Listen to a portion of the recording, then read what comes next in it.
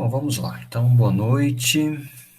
Vamos dar continuidade à nossa aula de falando um pouquinho mais dos equidizozoários. E hoje, particularmente, a gente vai falar sobre os artrópodes. Então, a gente vai falar agora do filo artrópoda, né? E das classes que compõem esse filo, certo?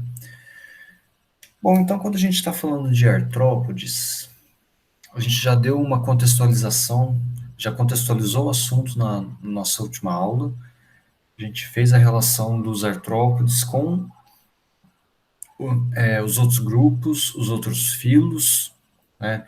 A gente relacionou artrópode dentro de Equidizozoa com os demais protostomados, né? A gente viu algumas características compartilhadas, características exclusivas desses grupos, certo? Então é importante a gente relembrar esses pontos para porque a gente vai aprofundar um pouquinho mais hoje, certo? Gente, então dúvidas, questões, vão escrevendo. Eu estou de olho no chat e vão perguntando também, tá? Algum termo que eu falar que seja novo para vocês também podem interromper a aula. Então, a gente já deu um panorama geral sobre artrópodes, né? A gente falou do sucesso evolutivo, da importância deles. Então, para a gente entender um pouquinho melhor, hoje a gente vai falar dos grupinhos dentro de artrópode. Tá? Então, de forma geral, quatro classes que a gente vai abordar e vai contextualizar hoje. Os Hexapoda, Chelicerata, Myriapoda e Crustácea. Ah, professor, são muitos nomes.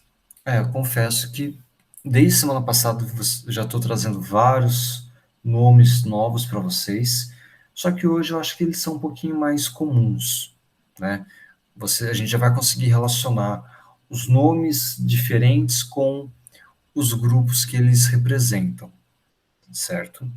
Então vamos começar falando da diversidade que tem a artrópoda, né? Eles compreendem mais de 1 milhão de espécies.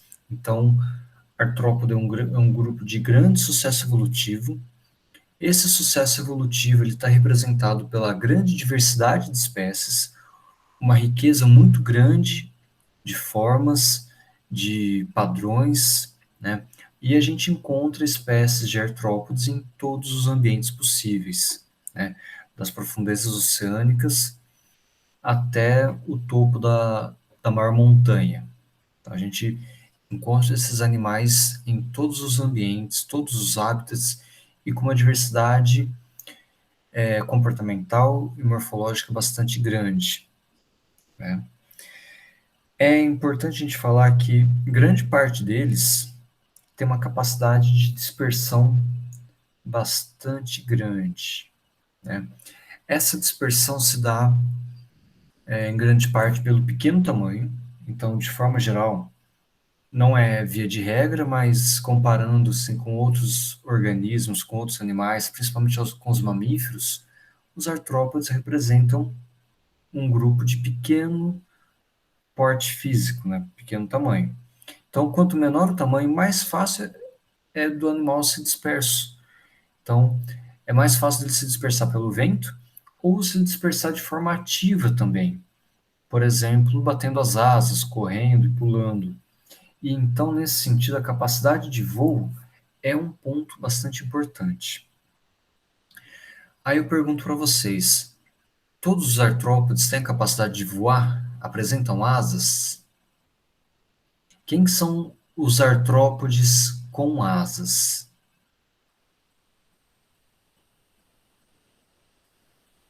Dentre esses grupos que eu apresentei aqui para vocês.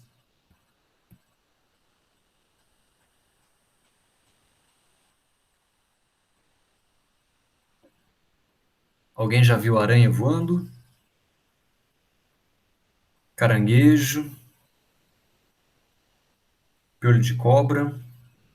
Então, a capacidade de voo está associada exclusivamente com hexápoda, certo? E mais especificamente com os insetos alados dentro de hexápoda, certo? Não são todos os insetos ou todos os hexápoda que apresentam asas também, tá? Isso é um ponto importante. Outra característica bastante importante do ponto de vista evolutivo é a coevolução com plantas, principalmente plantas que produzem flores, né, as angiospermas. E essa relação vai desde a polinização, né, a captura de pólen e outros atributos florais, né, outros recursos florais, como também o uso de plantas como recursos diversos, como habitat, animais que cavam na madeira, animais que se alimentam de seiva, animais que fazem caminhos, se alimentam de raízes. Então, a coevolução com plantas é algo que de fato moldou a diversidade e o processo evolutivo dos artrópodes. Tá? E dentre os artrópodes, principalmente os hexápoda.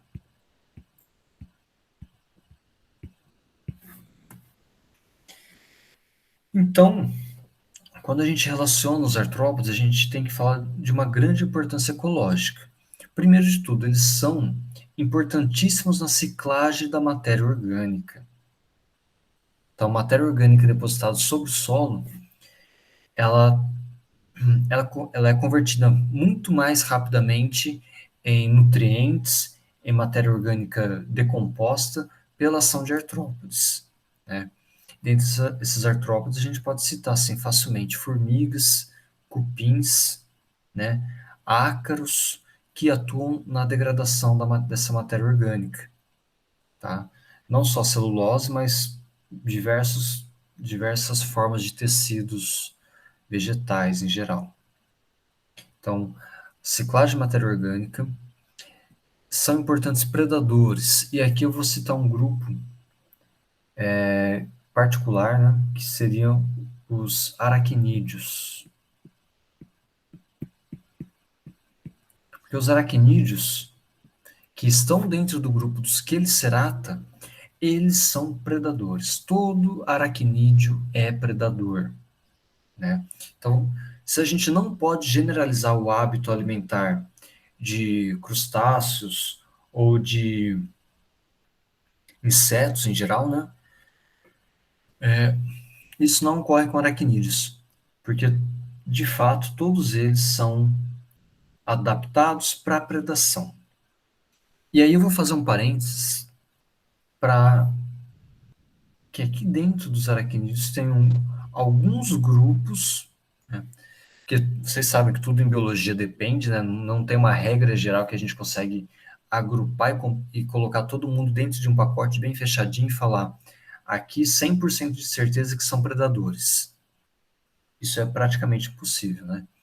Então, dentro dos aracnídeos, alguns grupos de ácaros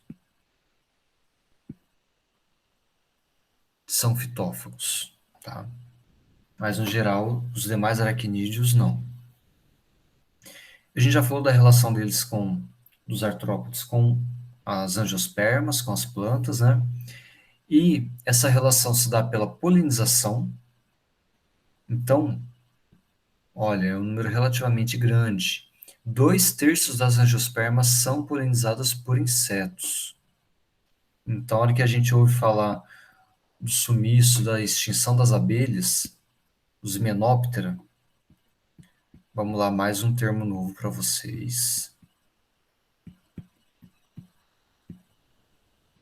As abelhas fazem parte da ordem Hymenoptera, tá? Então, o sumiço e a extinção das abelhas traz por si só um problema muito grande, né? E, consequentemente, uma catástrofe ambiental por conta da perda de polinização das plantas. sendo que grande parte delas dependem dos artrópodes para polinizar, para serem polinizadas, né? Ou seja, para produzirem frutos e sementes. Então, o restante, um terço das demais plantas, são polinizadas pelo vento, mamíferos e aves, né? Então, além disso, eles são também importantes dispersores de sementes e atuam na base de diversas cadeias tróficas, servem de base alimentar para diversos ecossistemas diferentes.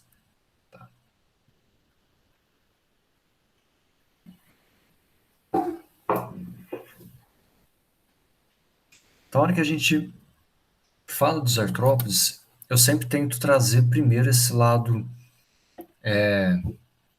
interessante, positivo, que desperta interesse, falando dos benefícios, serviços ecossistêmicos prestados por eles. Entretanto, a grande maioria das pessoas vê os artrópodes como organismos que trazem uma certa repulsa, né? Então, tem medo de ver uma lagarta, acha que o animal vai queimar, vai fazer mal, vai causar um problema, né? O mesmo com mosquitos e diversos outros organismos, né? Mas grande parte deles trazem benefícios diretos para os seres humanos, certo? Quando a gente fala de praga agrícola ou vetores de doenças, a gente está falando de uma quantidade de espécies extremamente pequena, tá? Então são poucas as espécies, dentre eles os fitófagos, que são consideradas pragas, tá? Mas, em alguns casos, é fato que eles trazem prejuízos econômicos, né, para lavouras e trazem prejuízos também para a saúde humana e de animais em geral, né, porque são vetores de doenças. Então, diversas espécies são vetores de doenças importantes, né, como malária, febre amarela, dengue, zika, chikungunya, leishmaniose, elefantíase, chagas. Então, alguns artrópodes são vetores, e essas doenças transmitidas por artrópodes, elas são chamadas de arboviroses.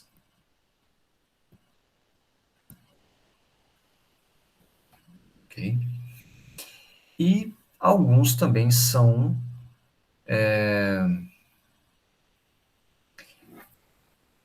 causadores de doenças, não vetores, mas causadores. Por exemplo, pulgas, né? A mosca do Berne, para quem já ouviu falar, né? Transmite as miíases, certo? E dentro um grupo assim de moscas bem próximos dessas moscas chamadas moscas do Berne, as varejeiras, existem larvas necrófagas, de dípteros necrófagos que atuam na decomposição de matéria orgânica e atualmente são também utilizados para a biologia forense como formas de estudo.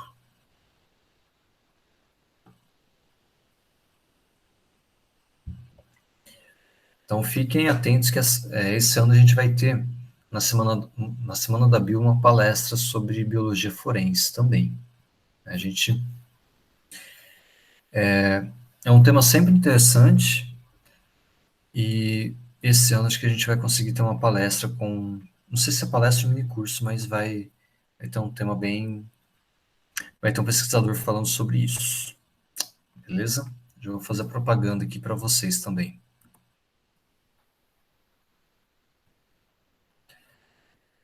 E por fim, uma última importância que às vezes poucas pessoas veem com bons olhos, né? É o uso a importância dos artrópodes como fonte de proteínas para a alimentação humana. Já é usado em grande parte para alimentação animal, ração animal, é desenvolvida também com base em proteína de artrópodes, né? Então a gente pensa como alternativa para alimentação, não é algo que atrai muitas pessoas, né? Mas se a gente for pensar, nós direto ou indiretamente a gente já inclui, né? A gente que eu digo população humana já inclui os artrópodes no seu cotidiano, né? Como forma de alimentação.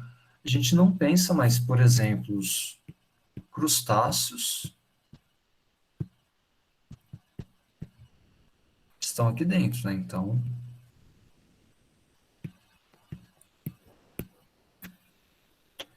eles já fazem parte do cotidiano de grande parte da população mundial, certo? E é algo mais cultural que outros artrópodes também possam ser utilizados, né? Como fonte de proteína, certo? Então, aí estão algumas das principais importâncias para a gente ressaltar, né? Dentro de um contexto ecológico, de hábito de vida e características gerais, né, dos artrópodes, a gente conseguir contextualizar um pouquinho a importância deles. Então, ao longo da aula, a gente vai falar agora mais especificamente, tentar responder algumas dessas questões, tá? E aí, no final da aula, a gente volta nelas, porque eu vou colocar como estudo dirigido algumas dessas questões dentro dessa abordagem para vocês responderem também, beleza? Pessoal, tá tudo bem por enquanto?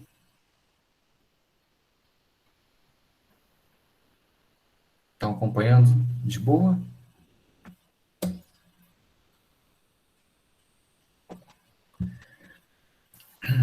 Bom, então vamos lá. Agora é rapidinho para a gente retomar essas características da nossa última aula, tá? E dar continuidade. A gente falou do sucesso evolutivo dos artrópodes, né? A gente comentou o porquê de existirem tantas espécies, de eles serem vistos como animais bem-sucedidos dentro de um ponto de vista evolutivo. E isso se dá, ou parte da explicação, né, se dá pelo processo de artropodização. Isso aí está associado com a presença de um exoesqueleto articulado, né, com articulações. Então, esse exoesqueleto nos permite uma proteção química, física e biológica, né, contra predadores, contra danos físicos e químicos. Dentro dessa carapaça, né, essa proteção, tem uma, pensando assim dentro de um processo evolutivo, a composição genética, o relógio molecular dos artrópodes, permite que eles tenham uma rápida taxa evolutiva. Isso se dá pela grande quantidade de ovos que são colocados a cada evento reprodutivo e o tempo de desenvolvimento de imaturo até adulto também é relativamente pequeno. Esse tempo é curto. Então tem sobreposição de gerações. E essa sobreposição de gerações com a, uma grande prole, né, e um relógio molecular que possibilita que esses apêndices sejam alterados e modificados em poucas gerações, permite que eles ocupem um grande número de hábitats, que eles se adaptem a mudanças climáticas, a mudanças ambientais de forma muito rápida, né? E isso a gente vê na prática com a questão da resistência a agrotóxicos. É uma seleção artificial, né? Mas que a gente consegue ver que isso já tem sido visto na prática há décadas, né? Que populações de um mesmo fitófago, de uma mesma espécie, quando submetida a concentrações, a pulverizações constantes de um determinado pesticida, ele vai ter um efeito muito grande, né? Só que é possível que um ovo, um organismo sobreviva a essa quantidade de pesticidas, né? Então, tem uma mutação, esse organismo pode ter uma via metabólica diferente que permita que ele degrade aquela molécula do pesticida. Então, sobreviva aquele produto, né? E isso pode, num contexto de evolução sem influência antrópica, né? Uma mudança climática, uma alteração no ambiente de forma muito drástica, né? Enquanto grande parte dos mamíferos, grande parte dos animais de grande porte vão sucumbir, é possível que os artrópodes, devido à sua quantidade muito grande, primeiro, né? Então, uma quantidade de organismos grande permite que haja diferenças genéticas relativamente grandes entre as populações, e isso dá uma vantagem evolutiva de sobreviver a mudanças, certo? Então, essas características trazem, ajudam a explicar um pouco do sucesso evolutivo dos artrópodes de forma geral, né? Então, a possibilidade deles ocuparem nichos vagos, a possibilidade deles terem uma diversidade de ocupação de hábitats de uso de recursos também, né? Então, alimentação diversificada, opa, e essa rápida taxa de desenvolvimento que eu comentei também. Então, aqui é mais uma revisão, né? A gente falou das vantagens e desvantagens da artropodização, certo?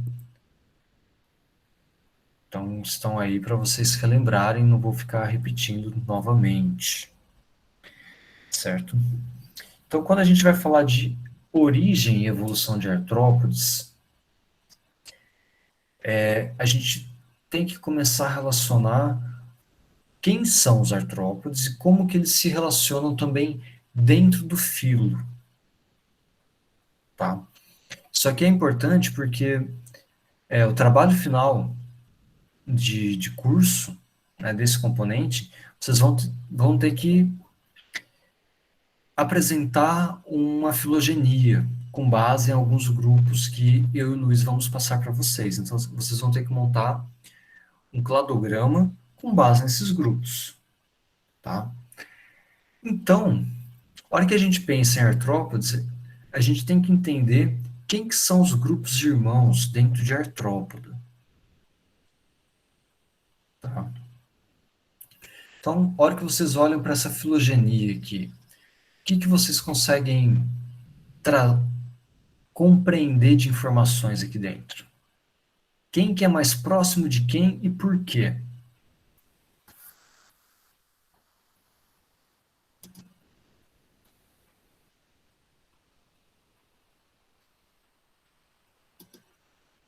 Alguém arrisca?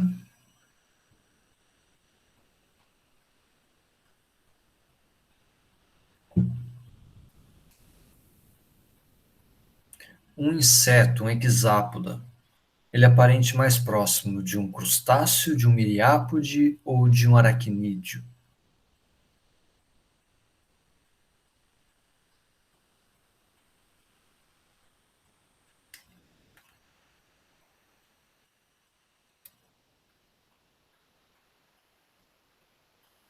Nada, gente.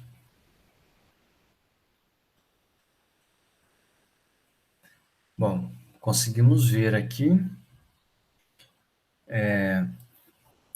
Bom, no geral, eu vou falar, ó, tem dentro de artrópode a gente consegue falar dois grupos principais, tá? O grupo dos artrópodes com quelícera,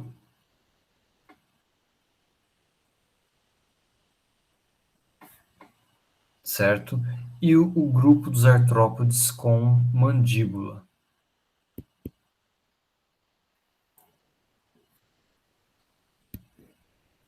Então, a gente divide em dois grupos principais: os quelicerados, artrópodes que apresentam quelícera, e artrópodes que apresentam mandíbula. Dentre os artrópodes que apresentam quelícera, quelicerata, né? E aí a gente tem os aracnídeos, escorpiões, aranhas, opiniões, tá? E no outro grupo, aqui à direita, a gente tem o grupo dos mandibulados. Então, o que isso quer dizer? Que a presença de mandíbula foi um evento único e compartilhado por todo mundo aqui, ó, pelos miriápodes, pelos crustáceos e pelos hexápoda. Vocês estão vendo que eu não estou usando hexápoda como sinônimo de insecta. São diferentes, tá?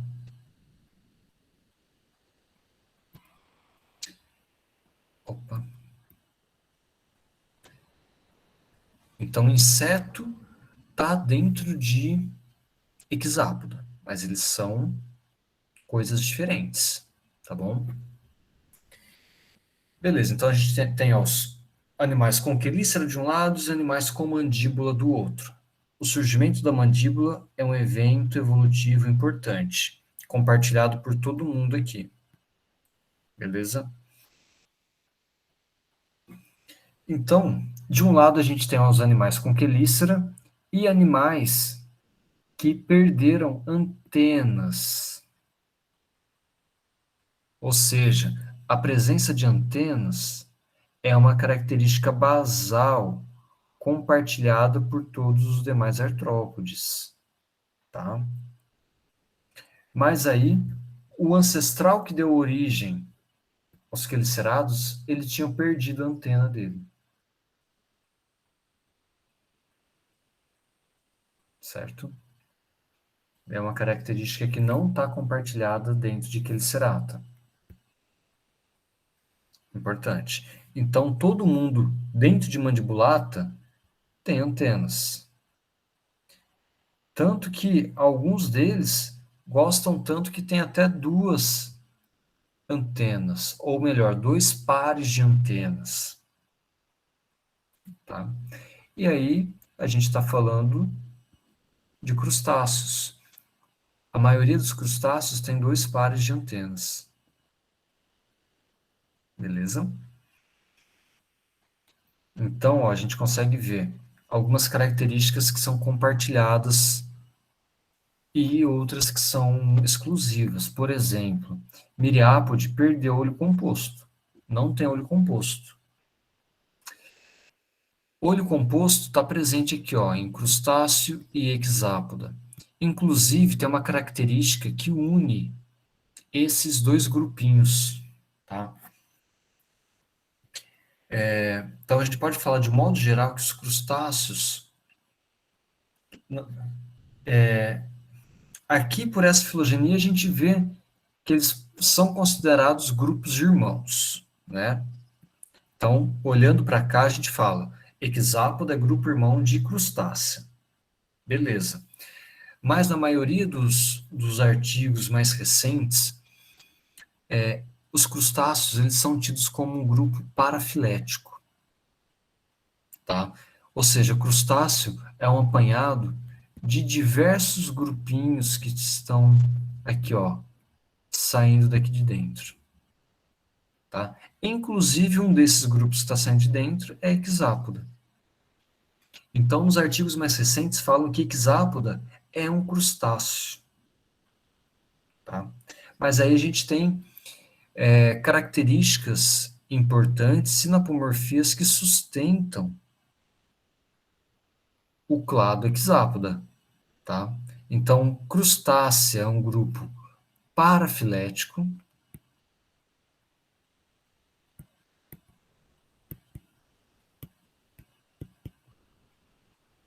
certo?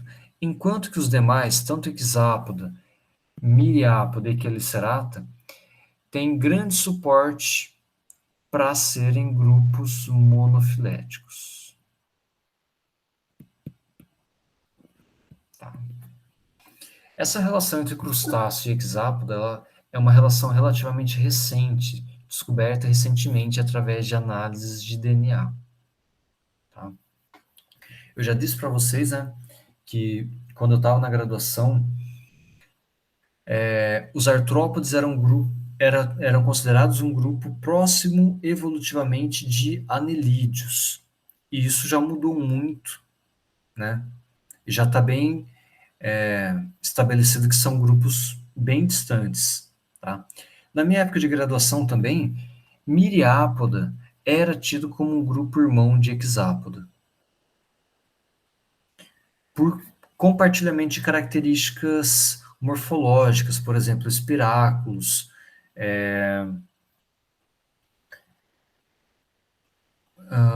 Bom, agora não vou lembrar de cabeça, mas uma diversidade de características e por viver em ambiente terrestre, né, diferente dos crustáceos que têm uma origem marinha, os cientistas colocavam eles como grupos próximos. Mas viram que essas características morfológicas eram, na verdade, sinapomorfias, características compartilhadas, mas que não tinham uma mesma origem evolutiva, certo? Então, daí que esse padrão que eu estou apresentando para vocês, ele é tido como assim o mais atual, tá? Apesar de que em artigos a gente consegue ver isso aqui um pouco mais bem definido, mais ou menos dessa forma aqui, ó. Então, a hora que a gente traz os grupos dentro de hexápoda, né? Os grupos dentro de crustácea, miriápoda e quelicerata. A gente tem que ver. Tem a partir de um ponto que eu pego e todo mundo faz parte do mesmo grupo? Quelicerata, se eu pegar todo mundo a partir daqui, todo mundo a partir daqui é quelicerado? Tanto para cá como para cá? Sim. Então, quelicerata é um grupo monofilético, tá? Ó, agora eu tenho os mandibulata.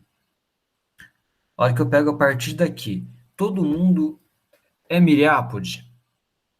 Sim. Beleza. É um grupo monofilético. Agora vamos lá, eu consigo fazer isso com crustácea? Se eu pegar todo mundo, ó, eu sair daqui de miriápode, daqui de quelicerata. Se eu sair daqui, todo mundo daqui, a partir daqui é crustáceo? Eu teria que pegar esse e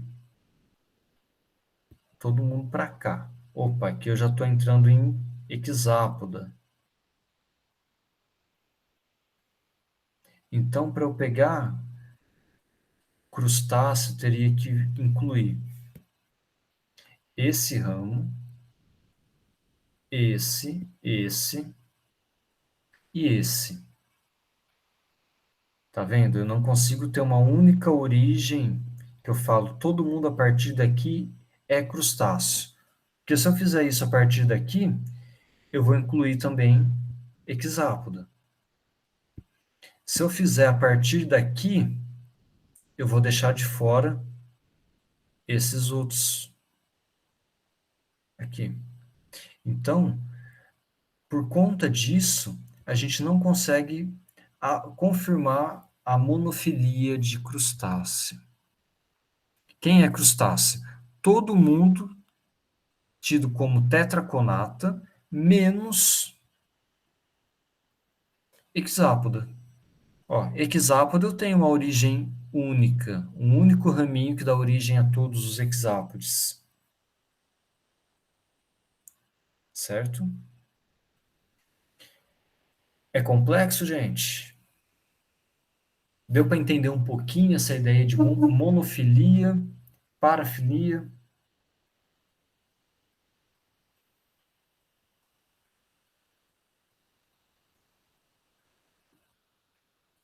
Dúvidas? Querem perguntar alguma coisa aqui ou podemos seguir?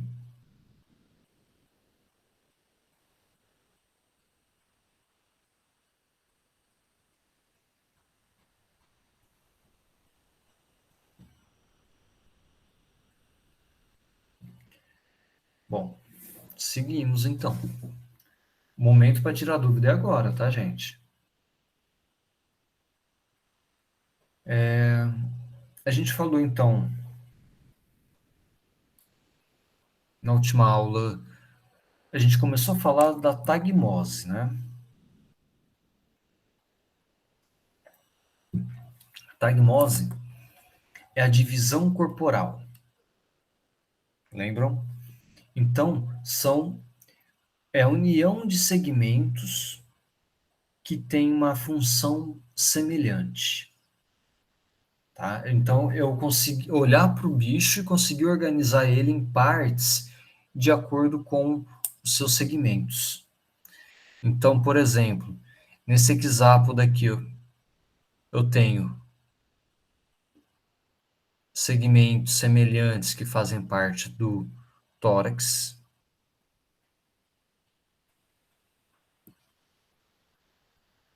segmentos que fazem parte aqui, ó, da cabeça. Tem vários segmentos unidos aqui, que a gente não vê a separação externa, mas compõe segmentos. E o abdômen, onde, nesse caso, a gente consegue até ver a segmentação externa.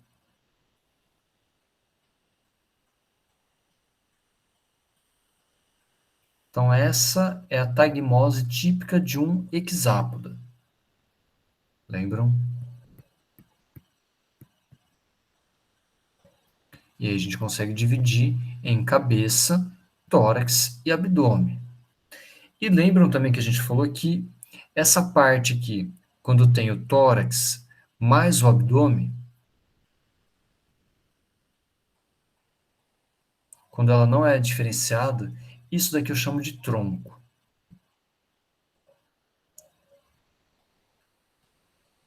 Ok? Então, ó, nesse contexto de divisão, de tagmatização, ou eu posso perguntar qual que é a tagmose típica de um quelicerado? O que que vocês iam me responder? Tagmose típica de um quelicerado.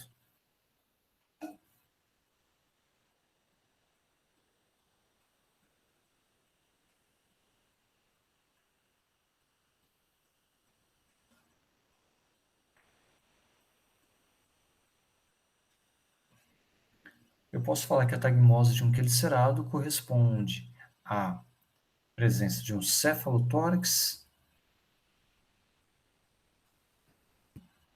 e abdômen, né? A tagmose típica de um hexápoda se dá cabeça, tórax e abdômen. De um miriápodo, cabeça e tronco. Eu consigo ver, né, essas partes, essa tagmose no organismo, certo? Então a gente pode variar de uma tagmose mais simples, que são segmentos indiferenciados do tronco, para uma tagmose um pouco mais complexa, onde esse tronco ele passa a ter características diferentes, né? Então, alguns desses apêndices, desses segmentos vão ser adaptados à locomoção e outros passam a ser utilizados exclusivamente para reprodução, por exemplo, e excreção. Então, os órgãos internos também se modificam de acordo com essa tagmose. É porque imaginam, aqui num inseto, os órgãos internos associados ao tórax, eles estão associados principalmente com o sistema muscular, né? É claro que tem nervos, tem parte do sistema digestório passando aqui dentro, tem parte do sistema respiratório, parte do sistema excretor aqui no tórax. Mas grande parte desse conteúdo interno está associado com músculos que vão estar comprometidos com o batimento das asas e com o movimento das pernas, certo? Enquanto que aqui no abdômen vai ter principalmente os ovários, né, responsáveis pela produção de óvulos, parte do sistema excretor, então uma parte mais importante do sistema excretor está aqui, é a absorção de nutrientes, os espiráculos para as trocas gasosas se abrem no abdômen. Tá? Então a gente tem uma diferenciação de funções. Os segmentos se tornam mais especializados de acordo com a localização e a sua função, né? Por exemplo, na cabeça,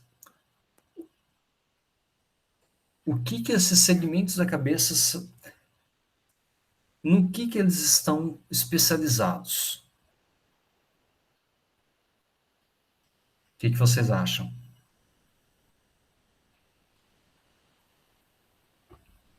Reprodução, trocas gasosas?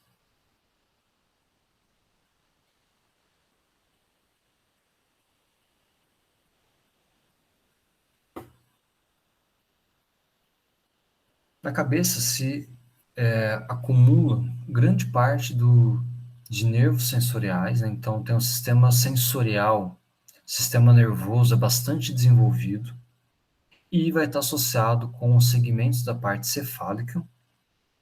Então, a, a captura de estímulos ambientais, de estímulos externos, seja pelas antenas, pelos olhos, pelas setas, né, diversas setas, pelos ocelos, né, eles se acumulam nessa região anterior da cabeça, tá? Na região anterior do corpo, principalmente a cabeça. E, além disso, captura de alimento. Então, os apêndices orais adaptados para a captura de alimento. Então, a gente tem função específica, ou apêndices especializados para captura de alimento, percepção sensorial, locomoção e reprodução. Por isso que ele tem essa especialização e heterogeneidade dos segmentos. Ok, gente? Como que vocês estão?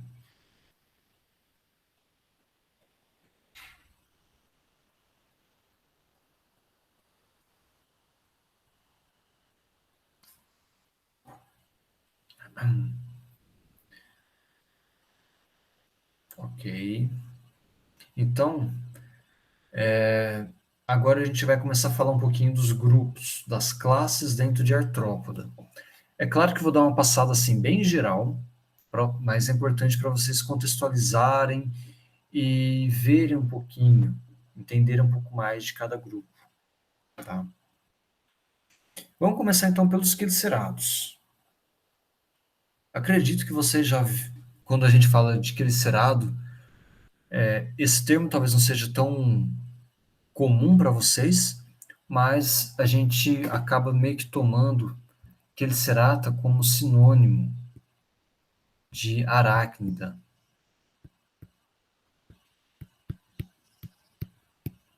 Então, a hora que eu falo aracnídeos, não necessariamente a gente está associando com aranhas. Aracnídeos incluem todos esses grupinhos aqui.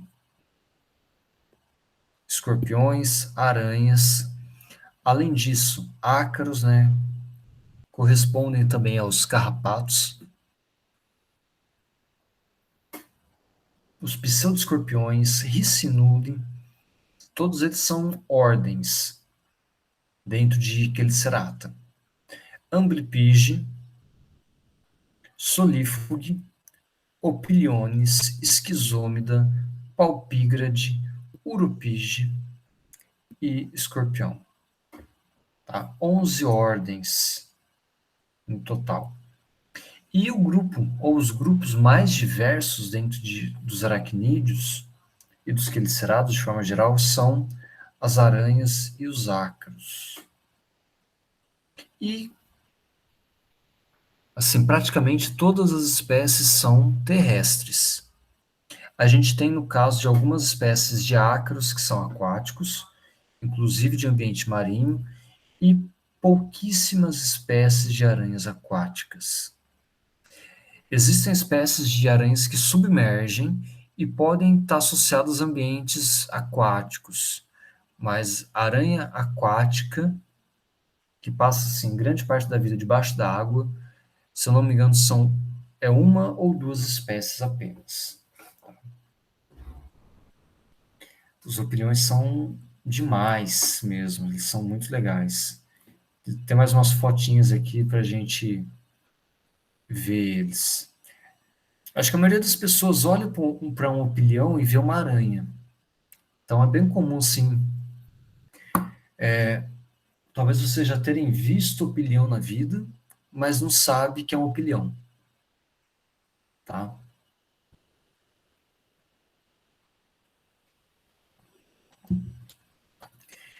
Então, como eu comentei, né, a tagmatização de um quelicerado, de um aracnídeo, ela é dividida em prossoma e opistosoma, ou também é sinônimo de cefalotórax e abdômen, tá? Então aqui ó, a gente tem no escorpião o cefalotórax ou prossoma, né, daqui para cima, que compreende todos os apêndices, né, a parte da cabeça e também os apêndices estão associados ao cefalotórax. E aqui eu já tenho o primeiro segmento do opistosoma, certo? Em escorpião, em alguns outros aracnídeos, o opistosoma pode ser dividido em duas partes também: o mesossoma e o metasoma. Então, o mesossoma é essa parte aqui do o corpinho do escorpião, né? E o metassoma é a cauda do escorpião. Não é um termo correto, tá, gente? Estou falando assim só para vocês associarem. Então, metassoma e o mesossoma. Os dois juntos compreendem o opistosoma.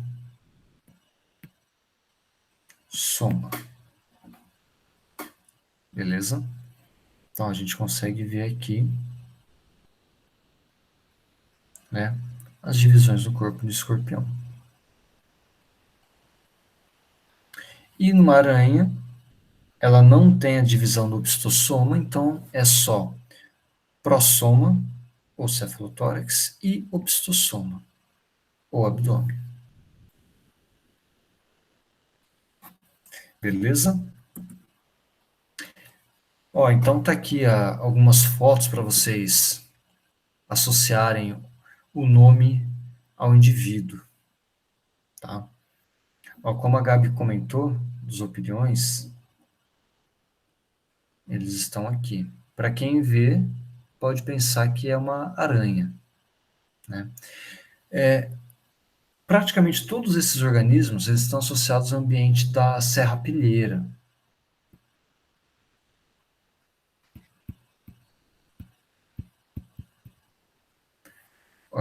ambiente de solo, tá? Debaixo das folhas, folha da mata, casca de árvore, né? Toca no substrato. Alguns desses organismos são troglóbios, eles são associados a cavernas. Então, Amblypige é um animal de. Ele é encontrado em ambiente aberto também, só que ele é bastante encontrado em cavernas, tá? Palpígrade também, eles não têm olhos, tá? Amblypige, não sei se alguém aqui era da época de acompanhar Harry Potter, o Amblypige, ele aparece em filme do Harry Potter. Uma daquelas aranhas grandonas. Eu não sei em qual deles. Eu não sou muito fã de Harry Potter, na verdade, mas eu sei que ele aparece, tá? Então, quiserem colocar depois, procurar Amblypige e Harry Potter.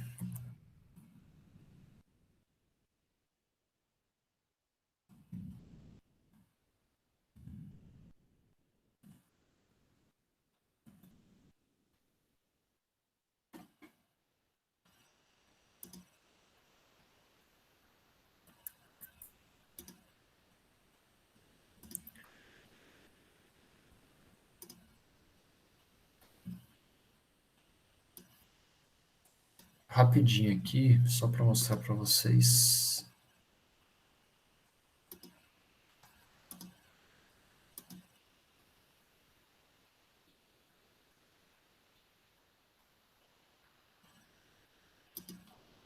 Ó, são esses bichinhos aqui.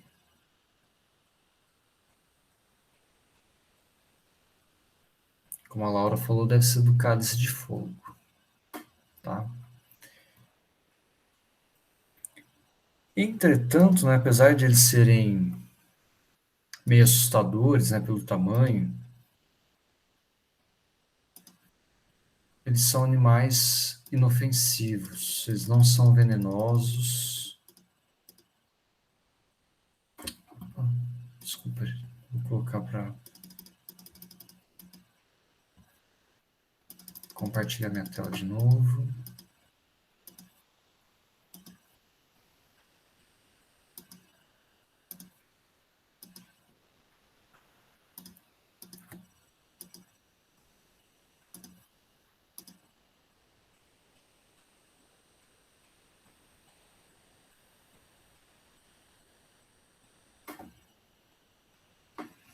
Ah, pergunta da Mari, né?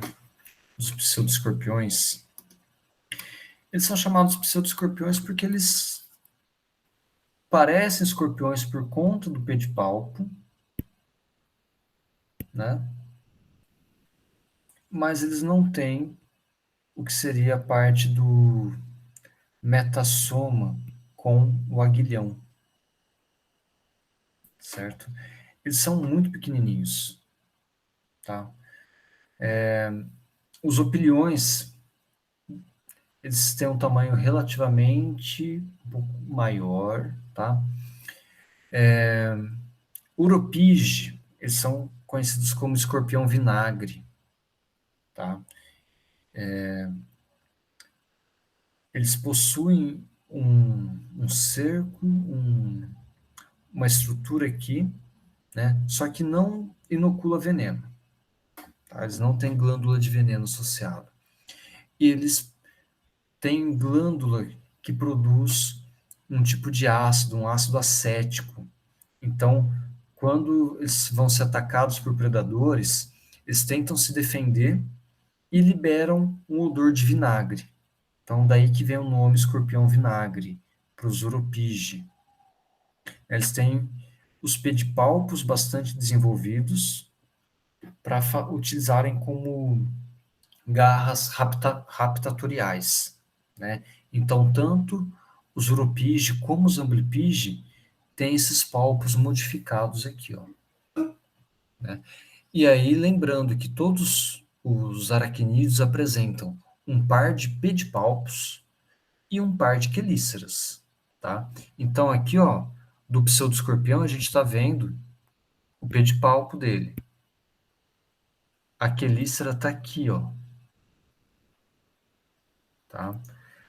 Em palpígrade, às vezes a gente até confunde o pedipalpo com uma perna ou com uma antena. Ó, então, em palpígrade, o quarto par de perna, terceiro par de perna, segundo e primeiro. Aqui, que parece uma perna, é o pedipalpo, tá? E aqui são as quelíceras. O mesmo com o pilião, ó. Quarto par de perna, terceiro, segundo, primeiro, pedipalpo, ok?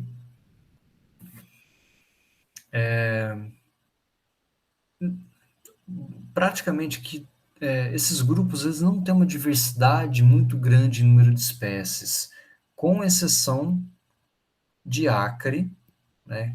Já são conhecidas mais de 50 mil espécies de ácaros, ok? mas os demais grupos não têm uma diversidade assim tão grande. Então, para a gente ver bem de perto a morfologia de um aracnídeo, não sei se alguém tem fobia de aranha, tá?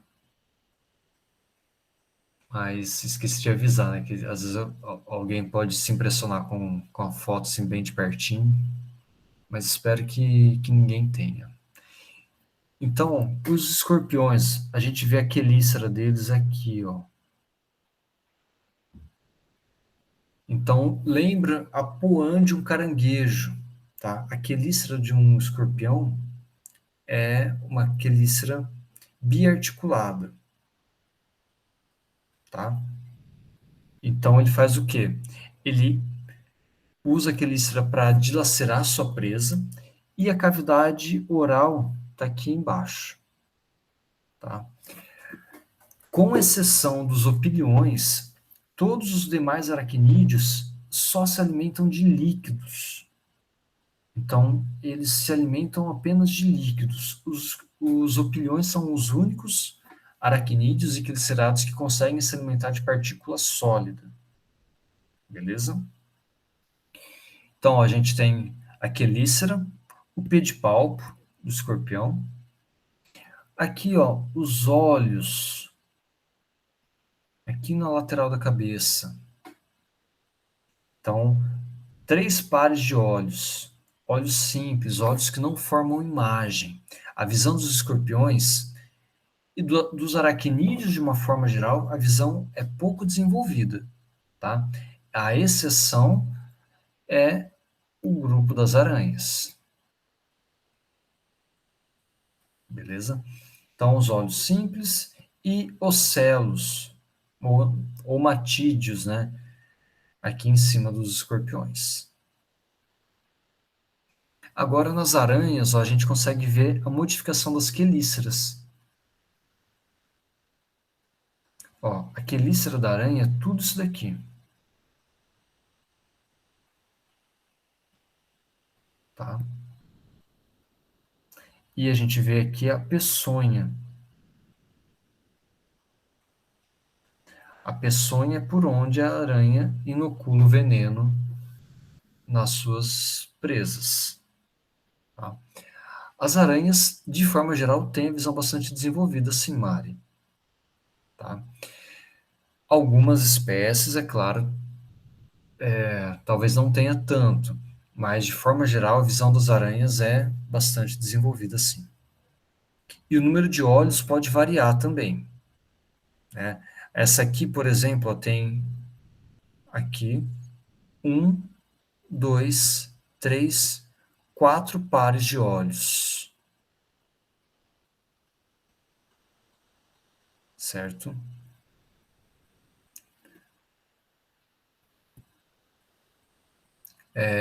Elas não têm olhos compostos, Gabi, elas têm olhos simples. Olhos compostos apenas os hexápodes e crustáceos, tá? Olhos compostos são olhos com várias lentes.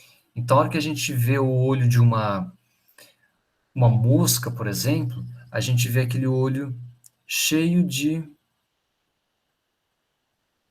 omatídeos, né? E quando a gente olha, vê o olho de uma aranha, é uma lente única. Então é um olho simples, mas que forma imagem, tá? Beleza? E para a gente fechar os aracnídeos, passar assim rapidamente para falar de grupinhos de importância médica, né? Assim, de longe, o escorpião mais importante que tem registros de óbito no Brasil, grande parte dos óbitos está associado com o Tício cerulatus, tá? Esse daqui, certo? É o escorpião amarelo. Ah, professor, mas esse aí é amarelo, esse aqui também parece amarelo, e esse também parece amarelo. É, de fato, né? Todos eles são meio amareladinhos. Mas esse daqui que é o mais perigoso, tá? Ele recebe esse nome porque aqui no penúltimo segmento do metassoma, o, ele apresenta uma serra, esse segmento todo meio serradinho, então ele é Tício cerulatus. Ele é bastante comum no Sudeste, Minas, ocorre aqui na região da Bahia também, tá? Aqui também a gente encontra o Tícios baiensis, que é o escorpião marrom, né? O Tícios obscurus, ele é um escorpião mais do norte, escorpião marrom da região norte. E aqui no Nordeste também apresenta o Tícios stigmurus, esse daqui, tá? Mas a espécie com veneno mais perigoso para o ser humano é o Cerulatus.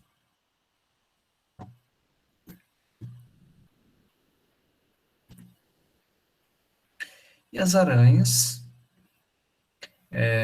a maior parte dos acidentes, os acidentes graves, se dá com a armadeira, que é a fonêutria. Então, são aranhas que vivem geralmente em ambientes de... fazem a teia em formato de funil, em folha de bananeira, jardins, em bromélias, a gente encontra bastante, tá? Outra aranha importante é a aranha marrom. Tem casos aqui no Nordeste, só que é uma aranha muito mais importante, assim, muito comum na região sul do país, principalmente a região de Curitiba, tá? Tem um desenvolvimento muito grande da aranha marrom. Essa aranha marrom, a gente consegue identificar ela, essa região do do cefalotórax, ó, forma um violino. Esse violino aqui ele é bem típico da aranha marrom. Tá? A viúva negra também. E causa acidente, assim, com uma certa dor, mas não tem casos graves associados à aranha de jardim. Tá? E a aranha de jardim a gente consegue identificar ela, a gente consegue ver uma seta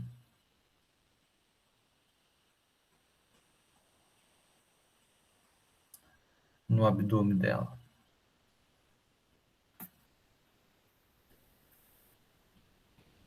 Tá? Mas sem dúvida, uma das mais importantes aqui na região é a armadeira. Tá? Tudo bem, pessoal?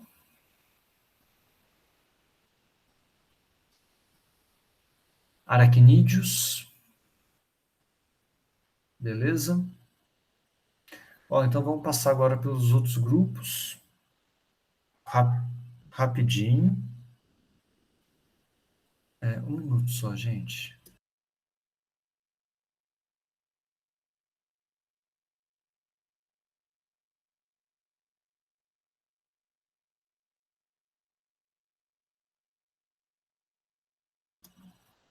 Achei que tinha alguém me chamando aqui. Bom, então, hexápoda, tá? Hexápoda compreende... Opa! Então, dentro dos hexápoda, a gente vai ter insecta, que é igual a inseto, certo? Mas a gente já começa a diferenciar. Inseto não é sinônimo de hexápoda e também não é sinônimo de artrópoda, beleza? A gente já vai ver essas diferenças. Então, quais são as características típicas importantes dos hexápoda? A gente já falou da tagmose, tá? Outras características importantes é a ausência de apêndices locomotores no abdômen, a presença de um par de antenas e os espiráculos que apresentam válvulas de fechamento. Os espiráculos eu não comentei com vocês ainda, mas eles são as aberturas respiratórias, tá? Então, Miriápode tem espiráculo, tá? Só que a diferença, e os espiráculos dos hexápoda, eles apresentam uma válvula que permite abertura e fechamento deles. Então, a gente consegue encontrar. Ah, tudo bem, Gabi. Beleza. Se a conexão estiver pesada para vocês, eu desligo a câmera também, tá? Me avisem. Mas então, por que é possível a gente encontrar artrópodes vivendo no meio do deserto, por exemplo? Porque eles conseguem fechar essas válvulas e diminuir a perda de ar e de água para o ambiente. Tá? Então, eles conseguem ocupar ambientes muito áridos, muito secos.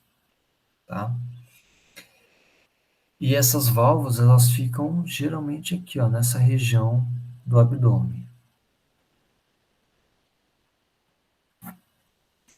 Tem uns vídeos muito legais na internet, tem umas contas, uns perfis bem interessantes para quem tem interesse por artrópodes e por insetos. Acompanhem. Depois eu posso passar o nome deles para vocês, tá? Mas tem muita coisa interessante. Tem um vídeo recente que eles conseguem filmar, o César Fabacho, ele filma o inseto respirando. Aí a gente consegue ver os músculos do abdômen contraindo, né, fazendo uma movimentação e os espiráculos abrindo e fechando para respirar. Tá? Então, ó, vamos lá, rapidinho. A gente está falando da tagmose de hexápoda, né? A cabeça é um padrão assim para todos os hexápoda. Apresenta 6 segmentos, certo? O tórax, 3 segmentos. E o abdômen, 11.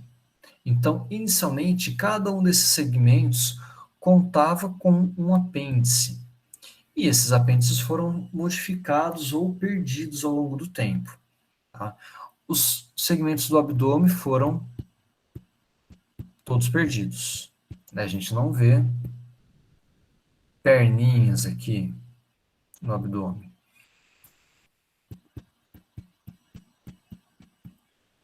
Os segmentos do tórax se mantêm até hoje, a gente tem as pernas. E os segmentos da cabeça, eles mantiveram alguns dos seus apêndices. Então, o aparelho bucal dos artrópodes, a mandíbula, maxila 1, maxila 2, representam esses segmentos aqui, ó. Tá? O primeiro segmento, ele não tem apêndice, tá? É o segmento pré-oral. O quinto segmento, nos insetos, ele não tem apêndice também. Foi perdido, tá? E o sexto segmento apresenta um apêndice que a gente conhece como antena, tá? Aí a gente consegue ver uma relação com os crustáceos. Por quê? Nos crustáceos, a cabeça dos crustáceos também apresenta esses mesmos segmentos, só que acontece, o quinto segmento dos crustáceos manteve antena.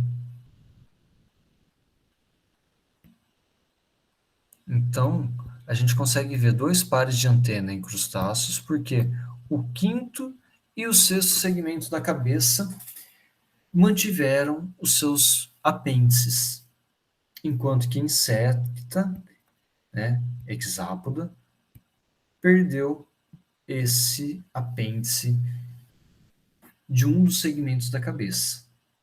Então, a hora que a gente começa a ver, associar os segmentos com funções e com os apêndices, a gente consegue entender um pouco melhor o desenvolvimento, as partes do corpo de um artrópode, né? Ó, então, aqui para dar exemplo para vocês, a diversidade dos tipos de aparelhos bucais em hexápoda. Por exemplo, aqui a gente tem um himenóptero, uma abelha. A abelha tem as mandíbulas, que ela usa para cortar parte da cera, para cortar celulose, e tem um aparelho bucal sugador também, que ela usa para sugar o néctar. Aqui é um besouro, a gente tem as mandíbulas bem desenvolvidas. E aí, ventralmente, a gente conseguiria ver as maxilas adaptadas para cortar também. Aqui a gente tem uma borboleta, um lepidóptero, com um aparelho bucal do tipo sugador. Ó, então, ela forma uma probóscide. Quando ela chega para se alimentar do néctar de uma planta, isso daqui estica e forma um longo canudinho. Ó, então, isso daqui e isso daqui fazem parte do aparelho bucal desse lepidóptero. E aí, em moscas, ó, a gente tem um aparelho bucal do tipo embebedor, como se fosse uma esponja.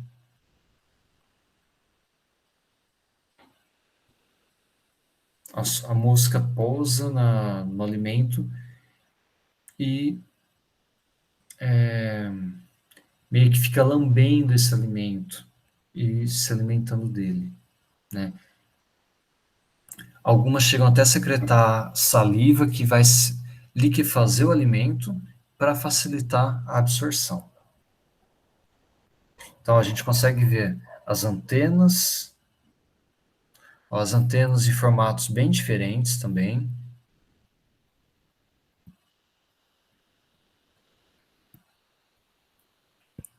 E o que mais chama atenção na cabeça dos insetos para vocês?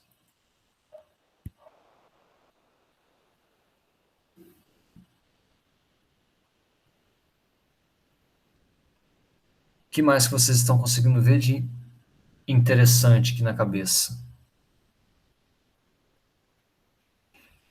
Então, os olhos. Lembra que eu comentei dos olhos compostos?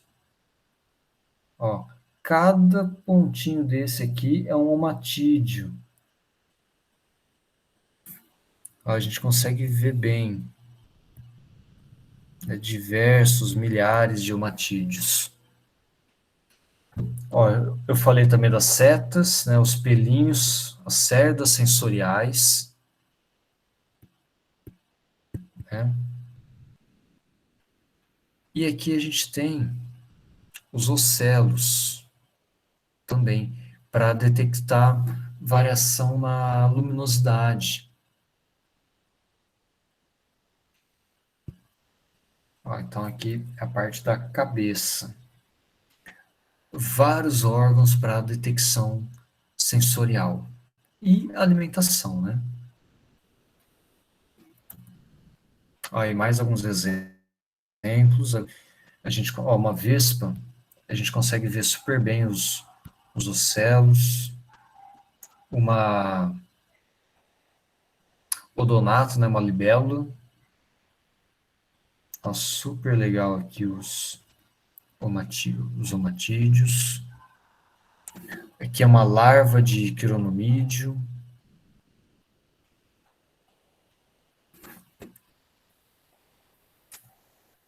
Ah, e aí, nas larvas, algumas larvas não apresentam olhos, elas apresentam estemas, que são estruturas sensoriais também, né, para detecção de luminosidade. Então, mas a gente não chama de ocelo. Ocelo, se tivesse três aqui, ó. Beleza? Então, na parte da cabeça, a gente viu vários desses órgãos sensoriais, né? E aí no tórax, vamos lá. Onde que é o tórax desse besouro? Cadê o tórax e cadê o abdômen? Cabeça, tórax e abdômen.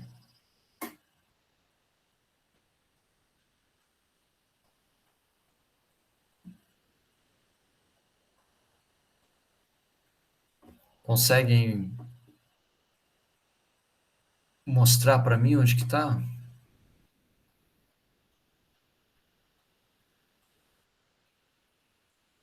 Ó, cabeça, né?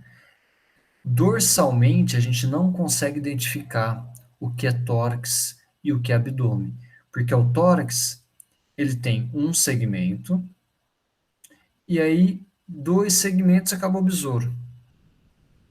Mas é porque, na verdade, esse essa placa aqui, ó, é chamada de élitro, que é uma das asas do besouro. Esse élitro está cobrindo os segmentos do abdômen, tá? Então é como se aqui, ó, opa, tivesse uma placa cobrindo todos os segmentos. Então, ventralmente, a gente vira o besouro, a gente consegue ver os segmentos do abdômen. Mas dorsalmente, o segundo segmento do tórax, que é o élitro, ele cobre todo o restante do corpo, tá? Isso acontece normalmente porque, ó, aqui também é uma barata da água, é um hemíptero. Olha aqui a asa cobrindo todo o restante do corpo. Então, a asa em diversos organismos tem uma função de proteção também. Muito mais do que ajudar na dispersão, a asa também dá proteção, tá? E aí a asa está associada ao segundo e terceiro segmento do tórax. Ó, vamos voltar aqui no nosso animal imaginário. Se vocês tivessem que colocar, desenhar a asa aqui nesse organismo, ó, onde vocês colocariam os dois pares de asa? No segmento um, 2 ou 3? São dois pares. O que vocês acham? As asas variam de acordo com a espécie? Ou a asa está associada ao primeiro e ao segundo segmento? Ao primeiro e ao terceiro? Ou segundo e terceiro? Ó, a Milena está achando que é no primeiro e no segundo.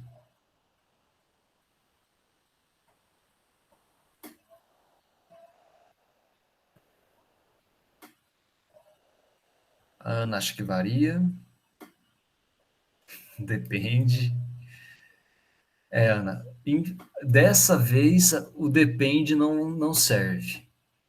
100% dos casos dos insetos viventes, as asas vão estar presentes aqui, ó, no segundo e no terceiro,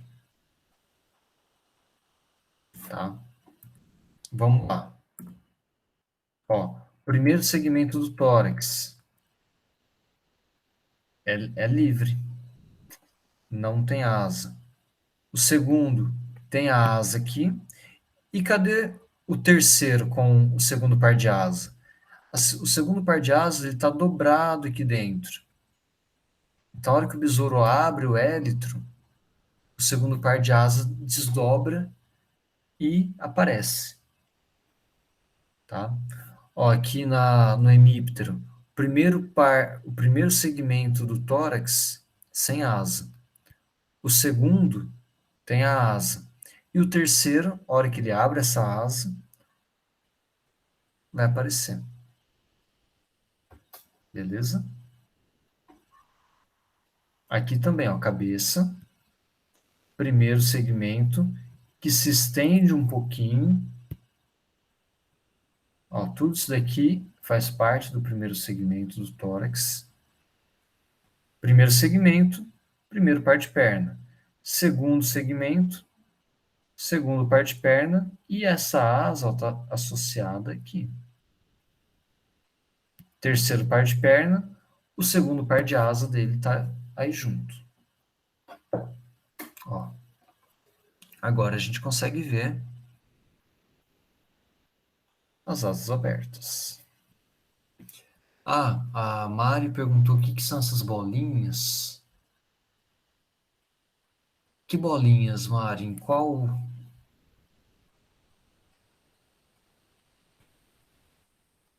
deles? Ah, essas bolinhas aqui? Ornamentação, tá?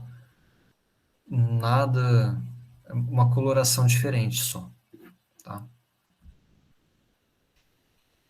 Ó, então aqui a gente consegue ver cabeça, primeiro segmento com o primeiro par de perna, segundo segmento com o primeiro par de asa e o terceiro segmento com o terceiro par de asas.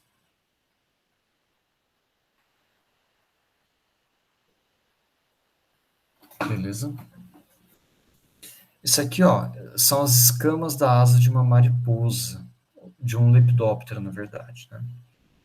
Então, os tipos de asas, eles variam de acordo com o grupo, né? A gente tem asas que são pergaminosas, por exemplo, dos ortópteros, das baratas, asa do tipo élitro, onde tem uma asa muito rígida, muito dura, que não serve para voar, enquanto que a segunda é usada para voo.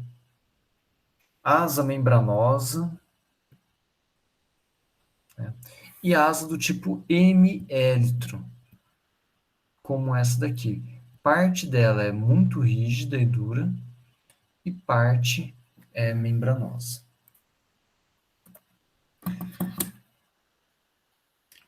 Diversidade incrível, né, gente?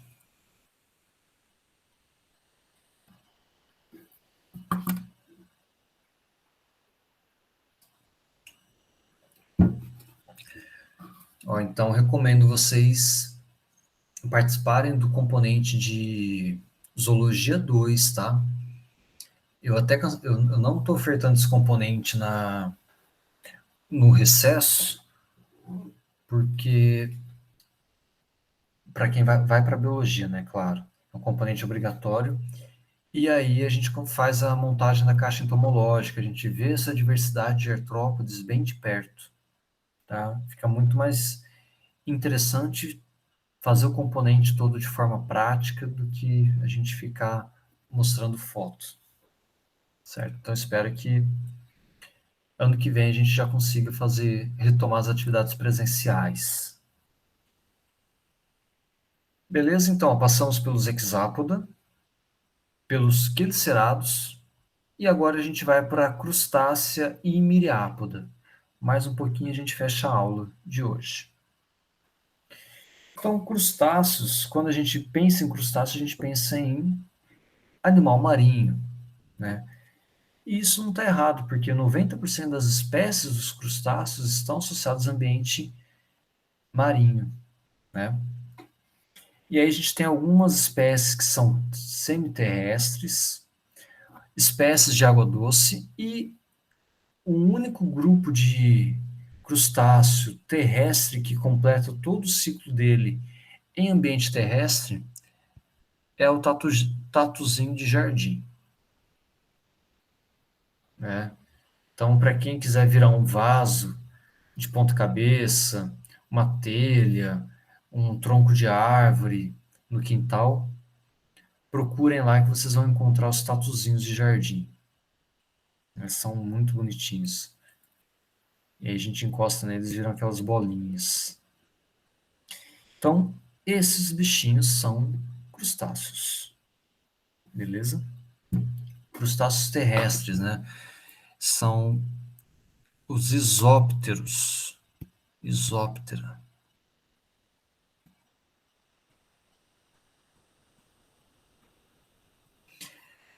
E aí a gente tem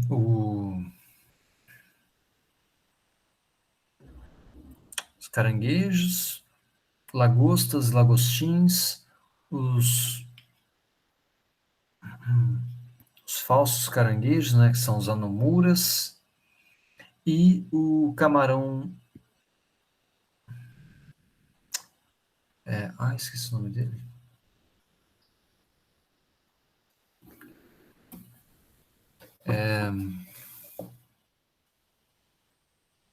Ah, é da classe Stomatopoda.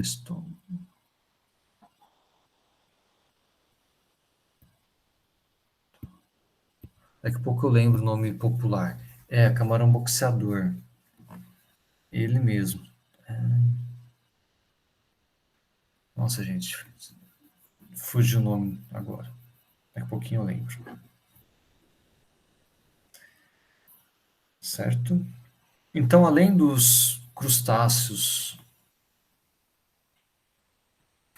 mais comuns, né, caranguejo, siri, camarão, lagosta, que a gente conhece, tem alguns que são um pouco menos conhecidos, né? Por exemplo, alguns copépodes, aqui, ostrácodes,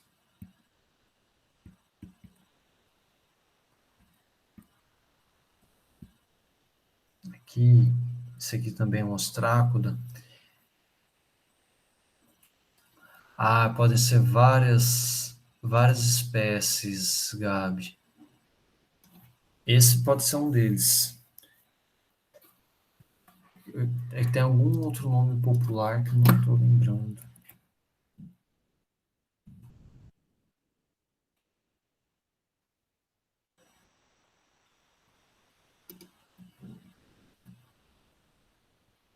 Tamarutaca. Tamarutaca. Esses também são conhecidos como tamarutacas ou estomatópodes. Certo? Tamarutaca. É um nomezinho não popular, né? Mas é um nome. Acaba sendo um nome popular também. Em inglês eles são conhecidos como shrimp mantis. Mantis seria de louva-a-Deus, né? Então seria um camarão louva-a-Deus, a tradução do inglês.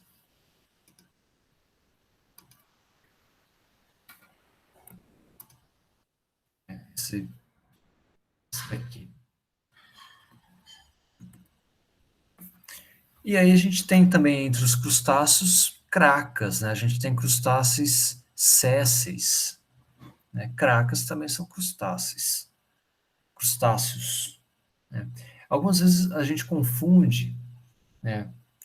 Ou, na verdade, é fácil, relativamente fácil confundir crustáceo com molusco, porque ambos podem apresentar concha ou uma carapaça, né? Então, algumas vezes eles podem ser confundidos também com moluscos, tá? Dentre outros crustáceos famosos, né, a gente tem o crio, famosa comida de baleia, né? O interessante do crio aqui, as brânquias deles ficam expostas, né? Ele é um parente do camarão, só que no camarão tem uma carapaça que recobre as brânquias. É essa carapaça aqui, ó. Enquanto que no crio a carapaça fica mais exposta. Tá? Então, algumas espécies são parasitas, tem parasitas de outros crustáceos, parasitas de peixes. E aqui a gente tem uma divisão, né? A ocupação dos ambientes. 85% praticamente das espécies de crustáceos são espécies marinhas. E a maioria de vida livre. Só que podem, dentre esses de vida livre, alguns podem ser planctônicos, bentônicos, intersticiais, sésseis, e outros são parasitas, né? Tanto parasitas externos como parasitas internos.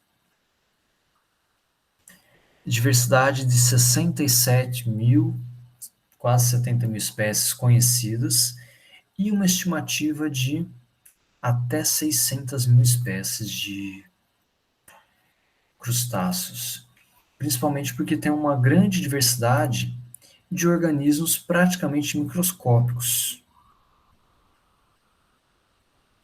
Tá? Então, aquilo que a gente chama de zooplâncton, muitas vezes tem larva de crustáceo lá no meio.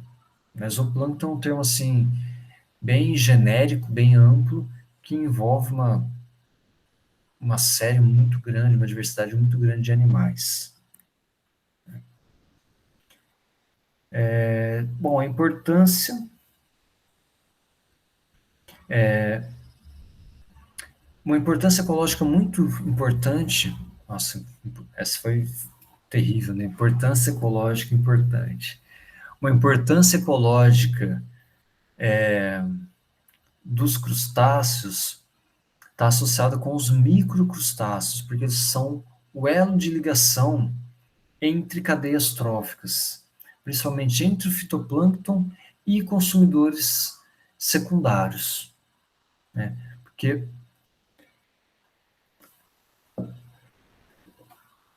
os microcrustáceos, principalmente copépodes e crio, eles fazem parte do zooplâncton e se alimentam de fitoplâncton, né?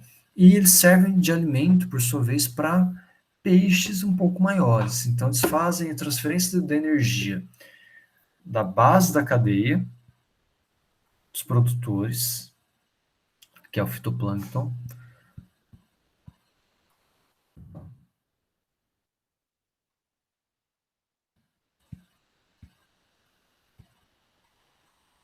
e aí o zooplâncton, e peixes, né? Predadores, consumidores secundários. Tá? Eles têm uma grande importância econômica, né? Seja na alimentação, principalmente na alimentação. Enquanto a gente fica com medo, com receio de comer um inseto, acredito que a maioria das pessoas não pensa duas vezes antes de atacar um camarãozinho frito, né? Então, a diferença dos crustáceos para os demais artrópodes, quer dizer, algumas das diferenças, né, se dá pela presença de dois pares de antenas. Ó, a gente tem aqui um par e o segundo par.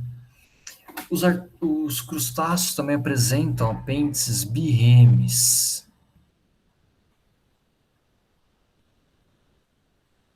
ou seja, alguns apêndices apresentam como se fosse uma segunda perninha, tá? Eu não vou entrar em detalhe o que é um apêndice birreme hoje, certo?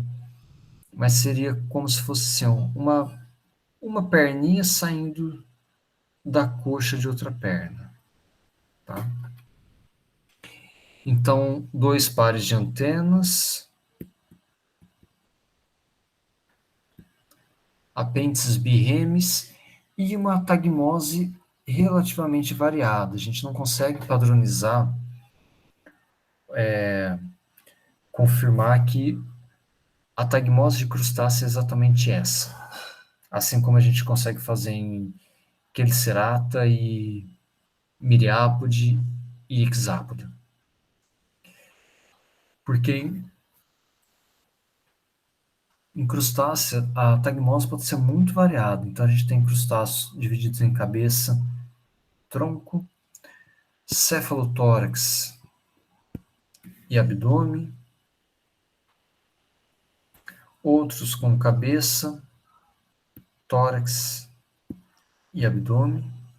Ou seja, é uma divisão, uma diversidade muito grande de formatos corporais também, tá? Uma terceira característica importante é que muitos crustáceos também apresentam impregnação de carbonato de cálcio. Então, apresentam uma cutícula quitinizada. Então, tem quitina na cutícula, como nos demais artrópodes, mais carbonato de cálcio. Por isso que a gente vê um caranguejo, ele é tão rígido, tão robusto. Essa carapaça dele é super resistente por conta do carbonato de cálcio e da quitina. Ok, pessoal? Crustáceos, alguma dúvida?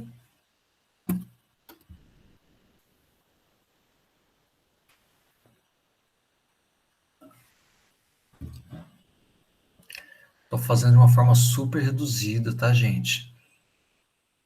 Então, é o básico, assim, para vocês entenderem, terem o primeiro contato com esses grupos, tá? Então, para a gente fechar os artrópodes, a gente vai falar dos miriápodes. Miriápode a gente concentra basicamente em diplópoda, os piolhos de cobra, e quilópoda, que são as lacraias. Esses outros dois bichinhos aqui, os paurópoda e sínfila, eles são menos comuns, tá? Menos diversos também e mais difíceis de serem encontrados, porque a gente já vai precisar de uma lupa para encontrar eles. Mas são organismos que ocorrem, na verdade, todos os quatro, né? Os quatro classes estão associados ao solo e à serrapilheira.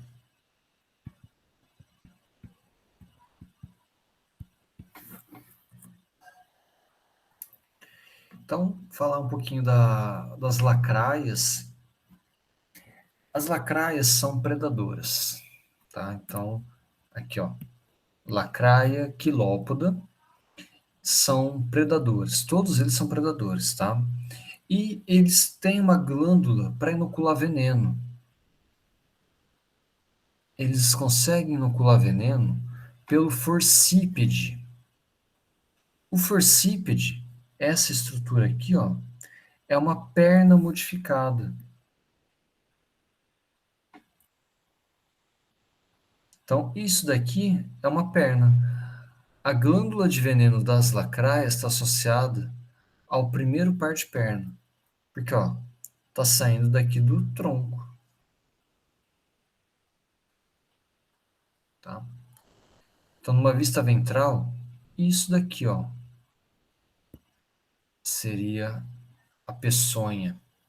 Então, é um dos únicos animais do mundo que usa a perna para inocular veneno, né? A gente viu que nos aracnídeos, a glândula de veneno está associada à quelícera. E no caso dos escorpiões, ao, à peçonha, ao aguilhão, tá? Então usam o forcípede nessa estrutura para inocular veneno na presa. As presas geralmente são insetos de pequeno porte, mas também eles podem até consumir animais relativamente maiores, né, como pequenos mamíferos, répteis. Tá? Apesar de serem venenosos, o veneno não é assim tão perigoso para os seres humanos. Tá? Não é um problema. É claro que a picada da lacraia vai ser super dolorida, né? Mas não é muito dificilmente leva a óbito, tá bom? E parente das lacraias, a gente tem os piolhos de cobra, ou gongolos, né? Os piolhos de cobra, eles são inofensivos, eles atuam basicamente na degradação da matéria orgânica do solo, certo? Não transmitem doenças, não são venenosos, são inofensivos. E, na verdade, eles prestam serviços ecossistêmicos porque eles são detritivos e saprofágicos. Muito importante. E uma característica importante deles também são os diplosegmentos. Aqui, ó. Então, cada segmento corporal apresenta dois pares de pernas. É uma característica exclusiva deles, dos diplópodes. Ok? Então, para a gente fechar, era basicamente isso que eu tinha para apresentar para vocês. Ah, esqueci de falar. Eles também não apresentam óleos compostos. Eles apresentam estruturas que são receptoras, né, omatídeos, que capturam variação na luminosidade, mas não formam imagem também. Tá? Gente, o que eu tinha para apresentar para vocês hoje era isso. Então, eu queria ver questão de dúvidas de vocês. Sei que a aula é um pouquinho pesada, né? A gente falou de miriápode, crustáceo, hexápoda, quelicerata, os 5 subfilos dentro de artrópoda, e a ideia era contextualizar eles também, vendo características que são comuns. É importante vocês darem uma olhadinha com calma depois aqui na filogenia. Acho que talvez é uma parte um pouco mais complexa da aula, né? Parte de filogenia, dos grupos. Então, fica como sugestão para vocês revisarem essa parte. Tá? Chegaram a dar uma olhada, eu deixei um vídeo pré-aula hoje também, assim como tinha deixado da semana passada. Então é importante que vocês vejam esse material complementar. Para quem não viu, tá lá o link disponível, certo? E depois da aula de hoje, eu vou colocar as atividades no Classroom. Beleza, gente? Para finalizar essa parte dos artrópodes. Tá bom? Alguma outra dúvida? Alguma questão?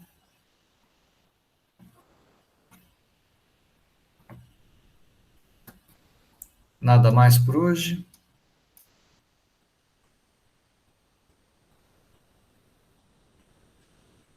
Bom, nada mais a acrescentar, então fechamos por hoje, gente. Interrompendo a gravação.